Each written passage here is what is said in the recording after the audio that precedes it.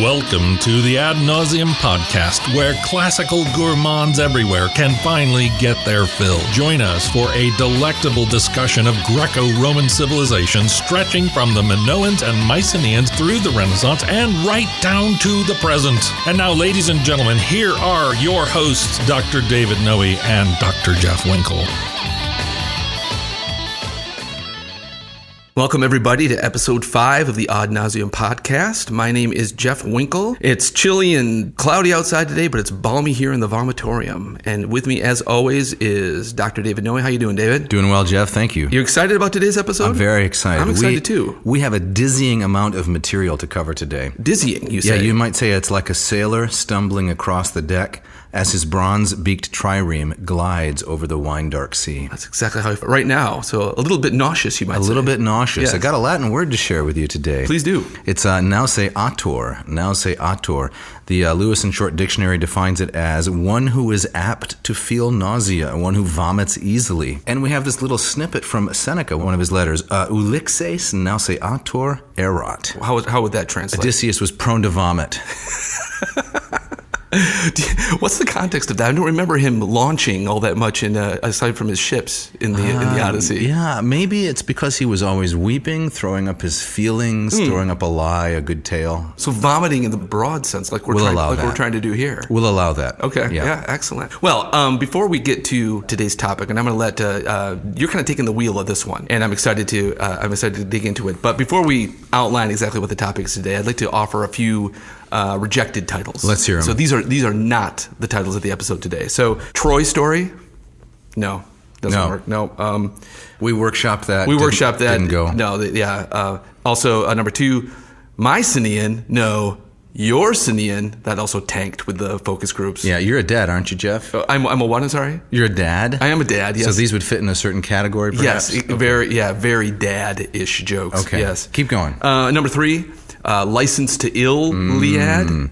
I understand you have a particular irritation when you receive back from some of your students discussion on the Iliad. Yes. How many L's in that word? It's just one. Just one. But invariably, and even if I'm upfront and saying, this is the one spelling error I don't want you to make, invariably I will get ILL. Yeah. But then or it makes even 3 or 4. Right. Exactly. Right. But it makes me think of the Beastie Boys album, License to Ill, and that makes me feel a little bit better. Okay. Right. And then finally, number 4, double your gamma, double your fun.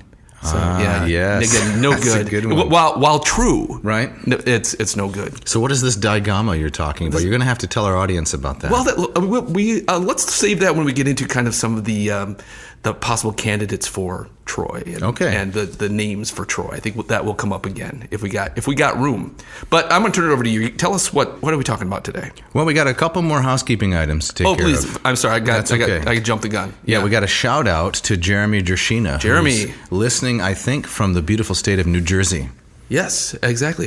Need I say more? A great former student of ours. Yeah. Yes. And next week we're going to be looking at Heinrich Schliemann. Yes, exactly. Heinrich Heine Schliemann, as his friends called him. I think it'll be Heinrich. Don't call him Heine Schliemann. But we'll see how that goes, yes. Very excited for that one, too. Yeah, and one little corrigendum. That is a correction I need to list here. That is last week, episode 4. I was talking about this concept of henotheism, that there is one chief god and lots of little subordinate gods. And I said the author of that idea was a man named Walter Müller. I was totally wrong. It's actually Max Müller, German philologist and orientalist. Max Müller. Excellent. Good. So, all right, I think we're ready to begin here. And as is our custom, I believe you're going to lead us off with a quote. That's right. So this quote today comes from an American classicist named Dennis Page, and it's from his 1959 work, History and the Homeric Iliad. Now, this work came out of a series of Sather lectures, which is a famous American set of lectures on the classics that are given every year. Dennis Page in this work is trying to establish that the background for the Iliad and the Odyssey are historical. The last 3 episodes, we talked about the artistic, the aesthetic aspects of the Iliad. Right. We looked at all the characters and the wonderful story. But now today we're going to look at the fact that there is actually real history behind these stories. Right, a fascinating question. And I think that probably the vast majority of people who encounter the Trojan War consider it purely from a literary point of view. Right, it's legend. Yep. It's like Santa Claus. Yes. If any kids are listening, plug your ears. It's like the Tooth Fairy, right? Exactly right. These things are just made up. Right. Sometimes I like to tell my students that when Schliemann and company started to excavate some of these Mycenaean ruins, and the story went into the newspapers all across Europe, it was a little bit like reading that a cottage had been discovered in a German forest, and that the cottage was made entirely of gingerbread, and that inside this gingerbread house there was an oven or something like that, and there was a note from Hansel and Gretel. Yeah. So at that point, people had stopped believing in the historicity of the Iliad. Exactly right. Completely. Now, the ancients thought it was history. Right. But somewhere along the line, I don't know exactly when, started to be treated as pure legend. Certainly by the time you get to the 19th century. Definitely. No Troy, no war. Right. Right. It was all just a wonderful story. Exactly. And then Schliemann and company find these Mycenaean ruins, and it's shocking. Yes. Right. It's hard to kind of overstate how earth-shattering that was. That's right. Yep.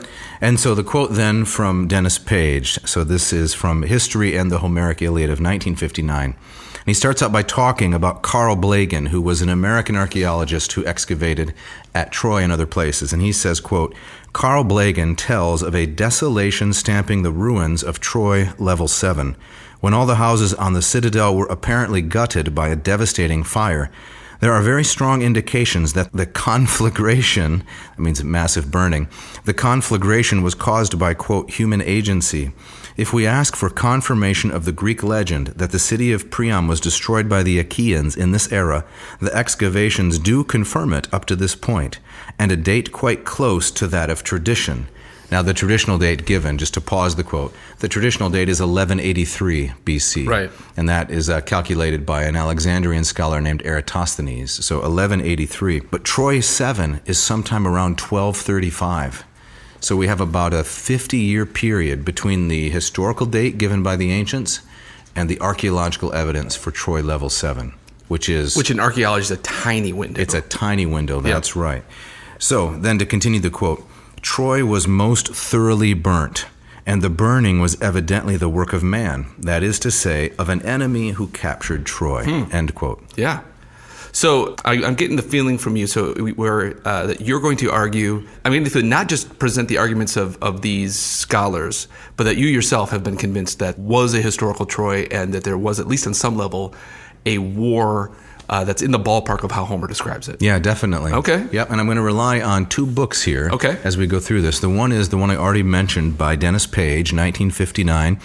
It's out of print, unfortunately. You might be able to pick it up used somewhere. But then the other book is by a man named Joachim Latache, and he's a German philologist, probably the world's leading expert right now on the Homeric question. He is writing, if I'm not mistaken, he's writing an extensive commentary on the Iliad, which will be the longest treatment since ancient times.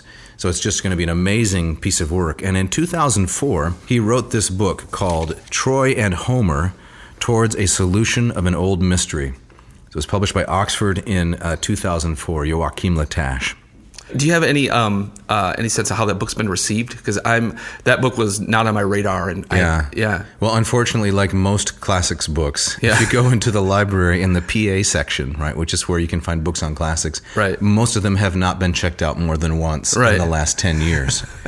So while these are questions of abiding and broad interest, it's going to take popularizers to bring them back to public attention. Like maybe a podcast? Maybe a podcast. So I'm looking here in the front of the book. I got this from the library. It was checked out in 2009, once in 2010, once in 2012. So it looks like and then there was a big drought from 2017 to 2020. So about 10 times since it was added to the library. Wow. Okay. So pretty rare. Pretty rare. Yep. So nevertheless, it's time to bring this back to... It is. Yeah. Let's put it on the top 40. Yeah. It's a fascinating volume by the world's leading expert. And the first important point that he makes in this book is that the Mycenaean culture, which we'll be examining, the Mycenaean culture is the Greek culture of the second millennium BC. Yes. Yeah. I mean, I know the way that like the Minoans and even the Mycenaeans have been talked about and discussed as something kind of completely other. That's right. Right. And not having a relation to kind of the later Greek culture of what most people think of when they think of the ancient Greeks, the ancient Athenians. That's right. And such. Yes. Okay. And certainly the the ancient Greeks did not seem to see themselves, at least not totally, as descendants of these cultures, and they didn't know a great deal about them. So they saw themselves as descendants of the Homeric heroes, for sure. Right. The royal families, they were descendants of the Homeric heroes. But the idea that the massive structures that they saw at the Mycenaean archaeological sites, that was their culture, that was foreign. Yes. All right.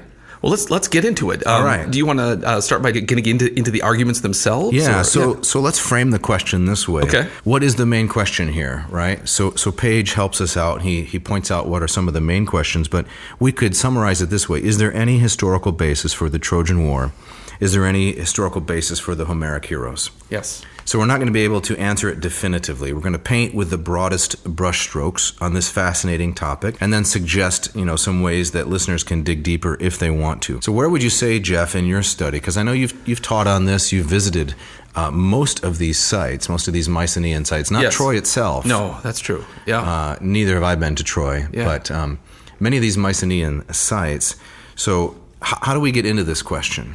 I want to start just by kind of bringing up the way that I was taught this, kind of dancing around this question, and the way that I've taught it. From a much more kind of deeper skeptical place that I think what you're suggesting and that these scholars are suggesting. So I'm really interested kind of see where this goes. I would start by saying that kind of one of the things when I teach myth and talking about kind of how myth works, and I will often kind of come back to this idea that what myth often does as it develops, as it comes, from an oral tradition down to a written tradition, is that it seems to simplify.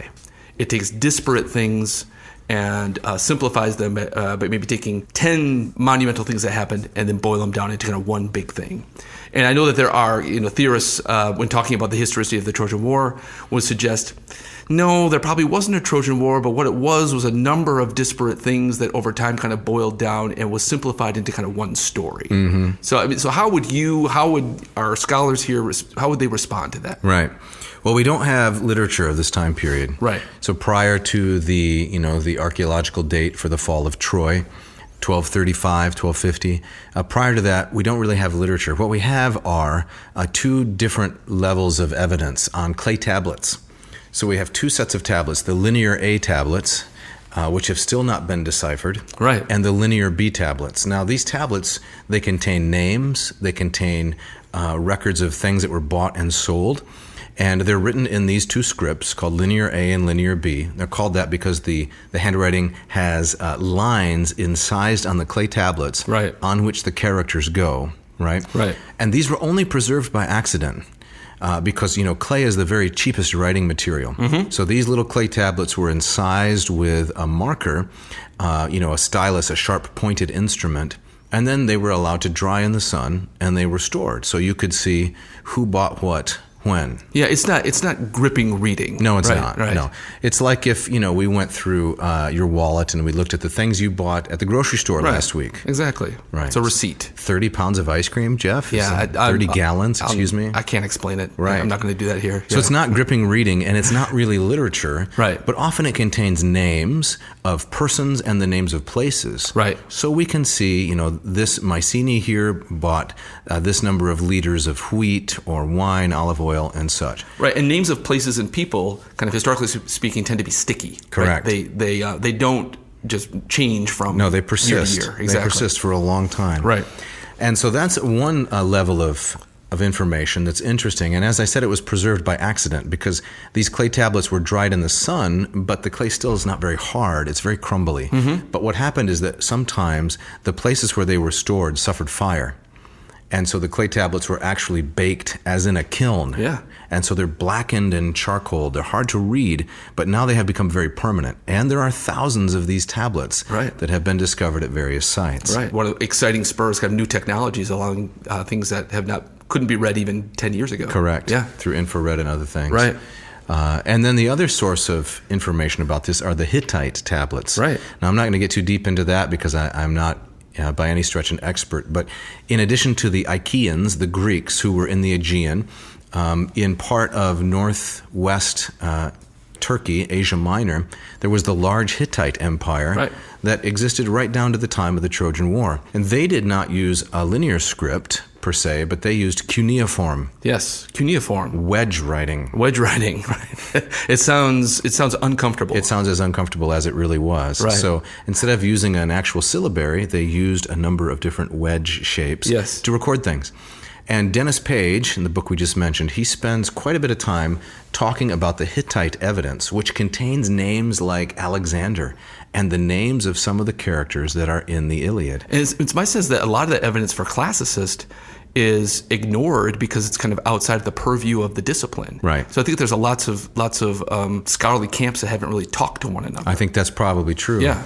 So this seminal work by Page, 1959, he brings in a lot of the Hittite evidence, and he shows that the Hittites were encountering these peoples, the Achaeans, these seafaring, trading, sometimes marauders, who were moving around the Aegean, and they had names like Alexander. When you just take a little bit of a step back, it makes perfect sense. So we're talking about, so just to locate, so Troy is located on the kind of the northwest coast, or near the coast, what we would call Turkey today. That's right. So, what the ancient Greeks called the Ionian coast. Right. And that sticks out into the Aegean Sea. And if you can picture that, the place where Troy is, it's very easy to imagine it as a very strategic kind of choke point. It's right where, before you get to the Hellespont up to the Black Sea. That's right. So you can imagine a growing Mycenaean power wanting to expand, wanting to control trade routes, how that would be a plum fruit to pick. That's right. Yes. Yeah. So in 1870, Heinrich Schliemann, right, the man whose name we've mentioned many times, began excavating at a place called Hisarlik. If you can call it that. Yeah. He did some digging. Right. Yeah. Well, okay. Yeah. So he's generally pretty strongly disliked by contemporary professional archaeologists because he was an amateur, or maybe a rank amateur. Yeah. But when he began to excavate, he put a trench right down through the center, and he found all these amazing treasures. Yes. He's one of the luckiest archaeologists, or maybe we should call him treasure hunter, kind of an Indiana Jones character of all time. We're not going to dwell too much on Schliemann. We're going to get on to the Iliad evidence. But the important thing about him is that he launched a golden age of archaeological discovery. That's right. Right. And he was followed by some really important archaeologists who had much better technique. Exactly right. So, he was important in that I think he kicked open a door with his bravado and his money that needed to be kicked open. Yeah, a German arms dealer. Exactly right. He made a fortune. Yep. So he was followed by men like Wilhelm Dorpfeld, Carl Blegen, and, of course, the Englishman Sir Arthur Evans. Right. Who is remembered much better by archaeological history. Right. So then they began excavating all over the Aegean. They went to Crete. Evans went to Crete. They excavated on the mainland at Mycenae, places like Tiryns, Pylos, all these places that had been mentioned in the story of the Iliad and the Odyssey. The names were the same for these places. Right. And those kinds of details, I think even skeptics today can take for granted. But in the 19th century, where the idea was that kind of all of this stuff was the stuff of fiction, was the stuff of legend. A pretty story, an important story, an influential story, but at the end of the day, just a story. The fact that archaeology and the translating of the Linear B tablets shows there are details from this world that we can locate in the physical world was seriously groundbreaking. All right, so let's get down to brass tacks, as they say, and let's talk evidence. Okay, and let's build an argument. So I'm standing on the shoulders of Dennis Page here, and I'm looking at chapter 6 of this important book entitled "Some Mycenaean Relics in the Iliad." And he really says that there are 3 lines of evidence that we need to look at, and those are archaeology, geography, and linguistics. Okay. Archaeology, geography, and linguistics. So let me read just a little bit here. The searcher for historical fact in the Homeric Iliad must begin by finding the answer to 2 questions. First, how far back does the Greek epic tradition extend? Okay. So, the end quote. Scholars are agreed that the Iliad appeared in written form around as late as 725 BC, maybe as early as 850. Okay. So we got about a 125-year gap there. Right. Now, later on, the epics were processed thoroughly, right? Specifically at the end of the 6th century under the Pisistratids. So the Athenian tyrant Pisistratus, he put the books into their present form, or one of his associates did, somebody that worked for him, a virtual assistant maybe, put them into their final form, added the titles and so forth, stitched them together. Right, but that previous century or two before that, it's still fairly murky and how the language and the alphabet kind of came together. Exactly, right? Quoted in different ways. But sometime between 850 and 725, the Iliad appears on the scene. So between the appearance of the Iliad and the end of the Trojan War, we've got about a 400-year gap. Yes. And this gap is called typically the Greek Dark Ages. Right. Now that term has fallen out of favor because it sounds pejorative, but it's really trying to describe the disappearance of literacy, right? So there are no written records in that 400-year appearance, that 400-year period, and also the disappearance of foreign objects in a burial. Right. So you're a native West Michigander, am I right, Jeff? I am, yes. Yeah, so when you go on to meet your maker, what kinds of things, just to get a little macabre for a minute, what kinds of things are going to be put in your sepulcher? What do you think? Oh, I will be buried with my guitar. Your guitar? My guitar, exactly. So comic books? So, it depends on what superhero we're talking about. Maybe it's my Aquaman? Definitely not Aquaman. That will be burned at my funeral, right? But your guitar. My guitar. Some other mementos of significance exactly, to you. Right. People like to be buried with the things they love. Yes. I often tell my students I'm going to be buried, when I'm lecturing on this, beneath a big pile of books. Right? Just put me in, dump some books on top. Call it good? Call it good. Close the lid. You still want the funeral games, though, like we talked about last time. Go off for a casserole after that. That's right. But between the end of the Mycenaean age, so we've got 1235, 1183, and down to the appearance of the Iliad on the scene, objects that are foreign in origin, things like ostrich eggs, ivory from elephants, things like feathers of peacocks, and so forth, they cease to appear in these Mycenaean or these Greek burials. Yeah. So the implication is a reduction in prosperity. Right. So I had a great cup of coffee today, right? Yes. Came from another part of the world. I had some pineapple on my pizza last night. Oh, why would you do that? Glutton for punishment and a glutton for other things. Those come from a great distance, right? They're exotic objects, things I can enjoy from a great distance. The Mycenaeans were like that. There are ostrich eggs that have been set into beautiful artistic settings with gold and such that were a part of Mycenaean burials, and then all of a sudden they're gone. They're gone. Yep. Right. For about 400 years they're gone. Right. So this has been called the Greek Dark Age. Right. It was because civilization seems to be kind of moving backwards. It seemed to be, for sure. Cities being abandoned. Yep. No contact with Egyptians. There's a piece of iron that is at the museum in Mycenae. This iron came from as far away as Denmark. This was found by some kind of scientific examination of what makes iron, locatable by its content. And so there was a very vast trade, and then all of a sudden it just stopped. Right, and there's lots of still mystery behind that. Absolutely. Right. So Dennis Page tries to step into the gap there and say, what do we have in the Iliad? What do we have in the Iliad that would help us understand the 400-year gap, and is this poem based on history? Okay. So we got to look at these three elements: archaeology, we got to look at geography, and we got to look at linguistics. All right. So to quote then again from Page, how far back does the Greek epic tradition extend? It is obvious that the Iliad presupposes poetry of the same type over a long period of time. Does the tradition go back beyond the Dark Ages into the period when the glory of Mycenae was still great? Secondly, still quoting, if the answer to that question is affirmative in general, how far back does this particular theme of poetry go? The story of the Achaean, that is the Greek siege of Troy, was it already sung by poets in the royal or noble courts of Greece in the 12th century, that is the 1100s? Yeah. One of the questions I think that's kind of wrapped up in this is, that's what's kind of intrigued me, is this: the Greeks, of course, they win the war, right? They sack Troy, they burn it to the ground. But there's also, in the bigger story, they kind of lose the game. Right. And so there's this whole body of legend we call the Nostoi, the returns, right, of which Odysseus has the most famous of them. That's right. The guys that came back. The guys that came back. And by and large, it does not end well for the guys that came back. And I've read and kind of offered the argument in my own classes about how the stories of the Nostoi are really not these glorious stories of return, but they're kind of a story of decline. Definitely. And so, Odysseus is lost for another 10 years. Right. Menelaus comes limping home. Agamemnon's murdered. The list goes on. And could those stories then be reflective of a kind of a decline, where the Greeks win the war, but they lose the game? Another excellent example of that is when Helen and Menelaus are in Egypt, yes, of all places. Yes, exactly. And they don't seem happy to be there. No. No. Just kind of whiling away their time. Right. Definite history of decline. So Page says, this is the money quote, right? If you skip the first 85 minutes of the podcast, make sure you listen to this one. Hit it. All right. The Iliad and Odyssey describe in accurate detail places and objects which never existed in the world after the Mycenaean era. So places and objects that Homer could not have had any knowledge of. Right. Some of them had been underground. By the time we get to 750, some of them had been underground for 500 years. Right. This is shocking. Yes. So how did he know about them?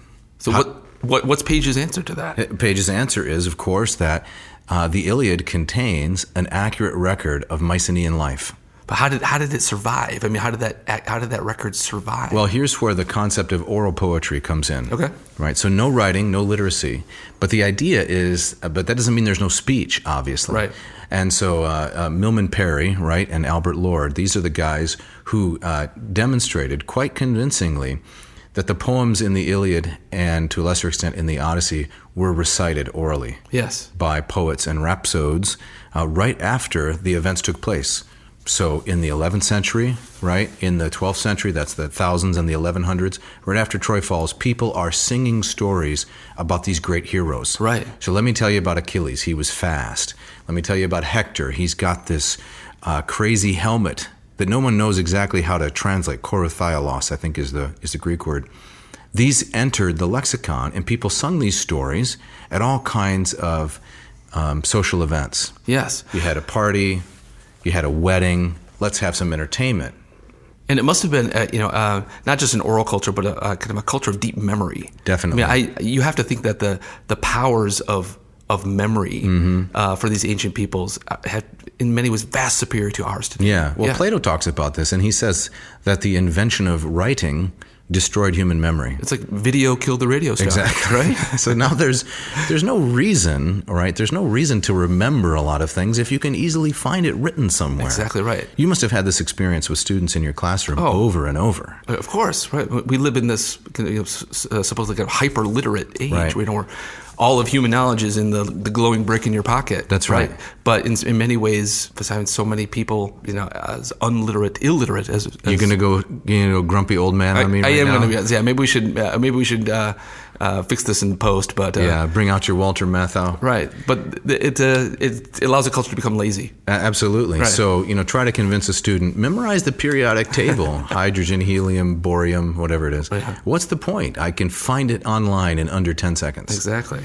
But anyway, I digress. Yes. This ancient culture, of course, not just given to oral recitation, but like you said, massive feats of memory. Yes. They preserved all these stories, and then someone, around 750 maybe, wrote it all down. Right. Wrote it all down. And so let's talk about some of the specific objects and items that are recorded in the Iliad that had been lost or buried for 400 to 500 years. So one of the very important and intriguing objects is this boar's tusk helmet, right?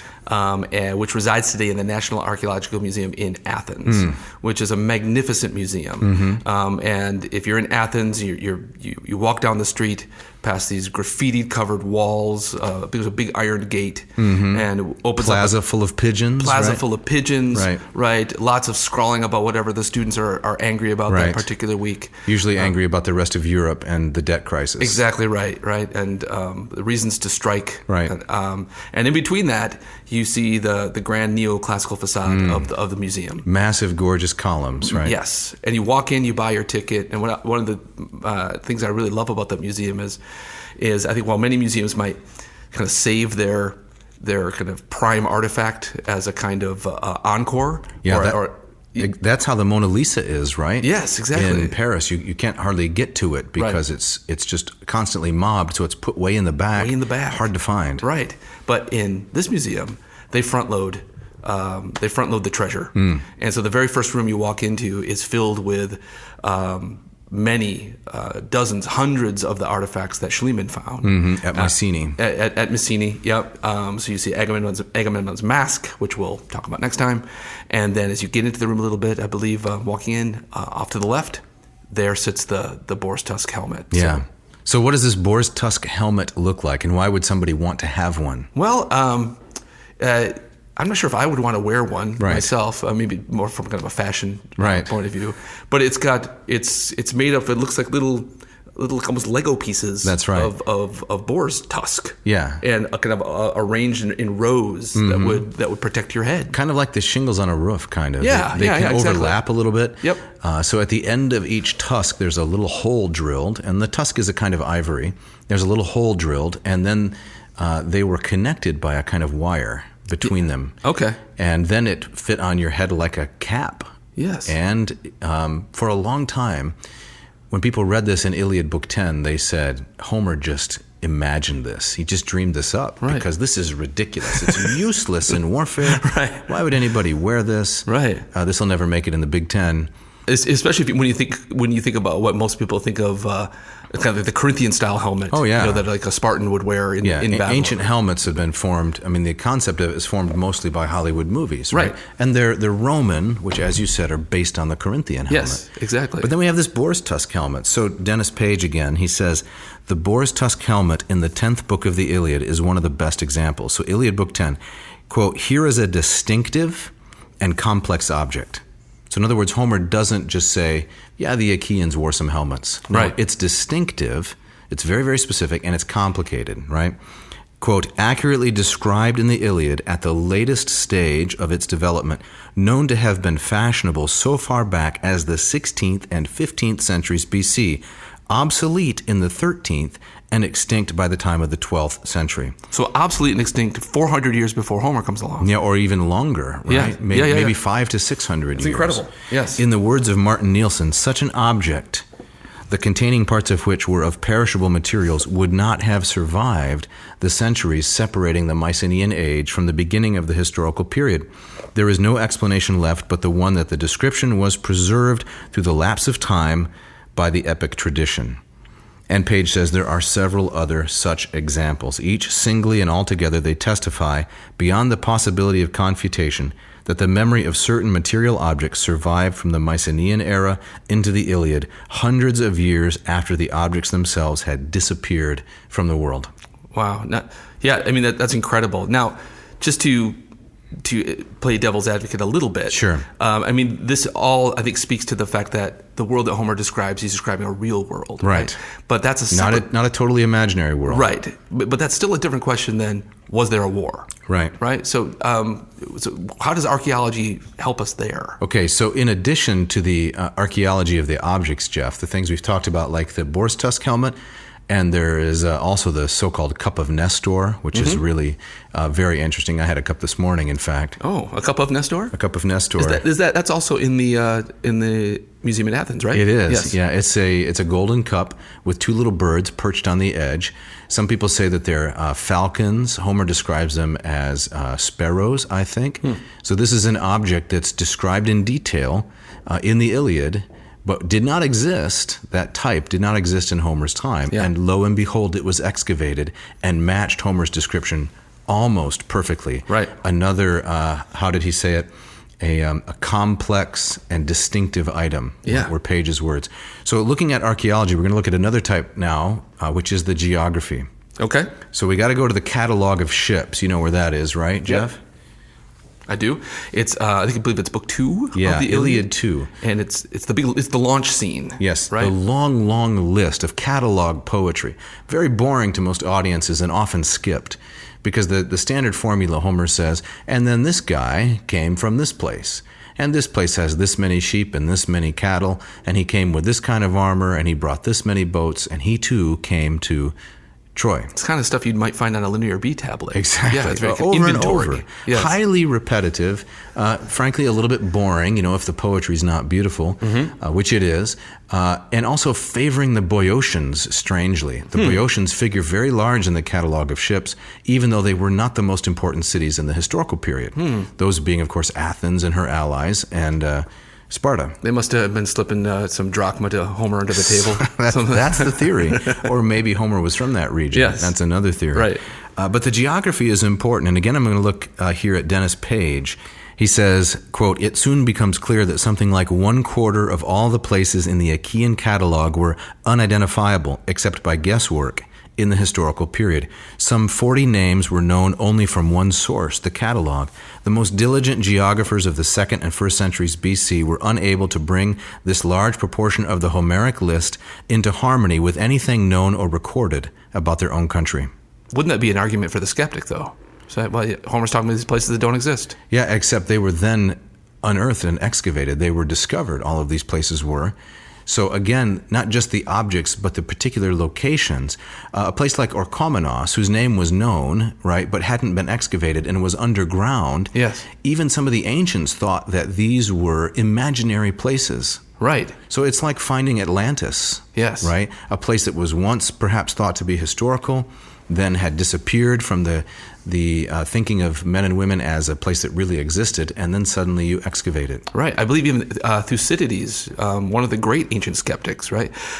He mentions the Trojan War, seems to have believed that there was a Trojan War, but even he recommends against kind of treating Homer as a textbook. Yeah, in some ways. Don't take him too seriously. Don't take him too seriously, right? There was a Trojan War. My war that I'm recording, Thucydides says, is more important than that one. Right. A bigger conflict. Right. But you have to take Homer with a grain of salt because Yes. most of it's fanciful. Right. Right. Well, Exactly. the geographical evidence that Page catalogs here shows that a lot of these place names were truly existing. Right. And then they had passed out of memory. So it doesn't establish the historicity of the Trojan War, but now we have both objects and we have the veracity, the truthfulness of the places that Homer names. Right. Right. So it becomes more and more difficult to kind of reject Homer on other grounds if this evidence starts to kind of pile up and pile up. If we can trust him here, why not trust him over there? That's right. Right.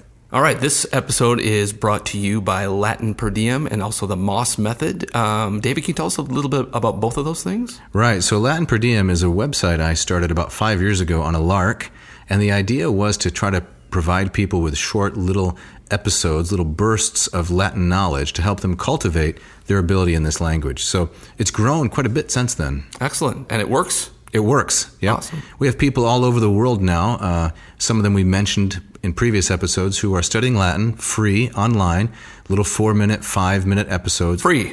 That's right. That's the important point. From all different eras of the Latin corpus. Fabulous. So you can sample from Terence, the Roman playwright. You can look at Caesar, Cicero. You like Augustine. You like Aquinas. Right down even to the 19th century. That's excellent. So little bits of Latin from all these time periods. Fabulous. And what about the Moss Method? Well, the Moss Method is kind of a Greek companion to the Latin per diem that I've been doing. And there's this gentleman, Charles Melville Moss. He came up with a Greek textbook in 1893. I've taken it, divided it up into portions to allow people who, they don't need the credit. They're not necessarily going for a degree. They want to study Greek so they can read things like Homer and the New Testament, Plato, stuff we're talking about. Great. And this is also free? No, this is not free. Oh, okay. Sorry. You did say it was a sponsorship, right? Yes, so I did. Someone's got to pay the bills. Now, this is what I like to call attainable, right? Attainable. So it's expert, because I'm teaching it. Mm-hmm. It's self-paced and accessible. Great. So... And where can people find these things? Yeah, they should go online to latinperdiem.com, just like it sounds, LATINPERDIEM.com, and to mossmethod.com. Now, if you look up Moss Method, you might find something about the NFL player Randy Moss. You don't want to go there. The wide receiver. I'm sure he's fine. But the mossmethod.com will get you interested in Greek. Excellent. Check it out. Yep. So then we have to move on to the third kind of evidence. We had archaeology, we had geography, and so now we're going to look a little bit at linguistics. All right, so we've looked at archaeological evidence, we've looked at geographical evidence. Let's turn to the third pillar in this argument, linguistics. Right. So we got to be brief here in the interest of time, and this is really complicated material, right? But it's our job to spew. It's the listener's job to listen. That's right. So here we go. The second proof, Dennis Page says, it would be our third one, just to treat it a little differently, is provided by the Homeric dialect. Okay. Right. So ancient Greek has a number of different dialects, as you well know. Yes. Right. It's got the Attic, which they spoke in Athens. Yes. Has the Aeolic, the Doric, and the Ionic. Yes. And the Ionic, as you mentioned. I don't remember mentioning. Well, you mentioned the Ionian coast. Oh, I'm sorry. Yes. Right. So, and I actually grew up in a place called Ionia County. Oh, that's right. Yeah, You did. Never knowing all along this was the home of Odysseus. But north of here, right? Yeah. Yes. North and mostly east. Mostly east. Okay. Yeah. So the Homeric dialect is sometimes just called epic because it's mostly Ionic, but it has these other kinds of strange things in it, Arcadian and Aeolic. Oh, no, why wouldn't this just simply be evidence that a bunch of people wrote it and it was all just kind of blendered together? Well, it is evidence for that. Okay. But it's the combination of these things that is interesting. Yeah. Because they are evidence of the composition coming from different places and of the composition remaining intact from a very distant time. In other words, when you write something for an audience, right? If the Iliad were composed in the 8th century, 750, you write it for an audience in ways that they can understand it. Right. But if it contains elements that are incomprehensible, in large part, as we've seen, to the contemporary audience, then this suggests that these elements have a very distant history. Right. As they do. Yeah. So, again, Dennis Page, the language of the epic is predominantly Ionic, but deeply embedded within it are forms and features alien to Ionic, but familiar to the Arcadian and Aeolic dialects. Many but not all of these non-Ionic features are irreplaceable. In other words, if you took them out of the line, the meter, the rhythm of the verse would fall apart. Yes. Right. That is to say, the corresponding Ionic forms, right? So you can say gleaming helmet in Ionic, you can say it in Arcadian, but if you take them out of the line, the Ionic forms don't substitute. Gotcha. It just comes out to be a soup, a mess, right? You might say. So the Ionic forms are excluded by the meter. What does this suggest? Well, it suggests that the form as it exists is incredibly old and had been passed down orally for generations. Right, right. Now, the second kind of linguistic evidence is really more interesting, I would say, and that is epithets, right? Yes. And maybe, Jeff, you can set this up a little bit, explain for our listeners what an epithet is, while I frantically scan to find my notes to explain the rest. Sure. So Homer, one of the things that he does in his poetry is each of the heroes and most of the gods and goddesses will have a little nickname that's attached to them. And so an epithet, like Achilles is swift-footed Achilles, or godlike Achilles, or sweetly laughing Aphrodite. And you're going to tell us that this too is also evidence for the historicity. Yes, that's exactly what I'm going to tell you. Okay. And I'm going to rely on Page again. Okay. So he says, there must have been a reason, however far back in the past, why certain epithets, which might theoretically be applied to many persons, right? So this epithet could go to anyone. Certainly, here I'm editorializing, Achilles was not the only one who ran fast, right? So to resume the quote, why certain epithets which might theoretically be applied to many persons are in practice restricted to one person only. Now the adjectives korathialos, with glittering helmet, and kalkokorustes, helmet of bronze, which together account for a quarter of all the occurrences of the noun and epithet which describe Hector, were not used in the traditional language of any person except Hector. Why not, says Page. Why is there no Odysseus with the gleamy helmet? Why is there no Diomedes, right, with the helmet of bronze? Had nobody except Hector a bronze helmet, a glittering helmet? The answer, I believe, is precisely this. The fact is that the Greek helmet, this is the money quote, the Greek helmet in the traditional language was non-metallic. It was not made of bronze at all. Right. These epithets make a distinction which is very likely to have been a true distinction between the Greeks and their Trojan opponent. Wow. So once again, all of the epithets for place names, places that are described as having doves, they're all very specific. A place that has a flowery meadow, as well as the different kinds of equipment that the heroes wore, all of these epithets and descriptors are so specific and they can't be substituted one for the other. Yeah. That's fascinating. Yeah, so this level of detail doesn't prove, but it suggests historicity. Right. That's fascinating. Yeah. Well, I'm convinced. Well, that was easy. Well, I'm getting there. I would say. So I think we're kind of up against time. So I think we need to start wrapping it up here.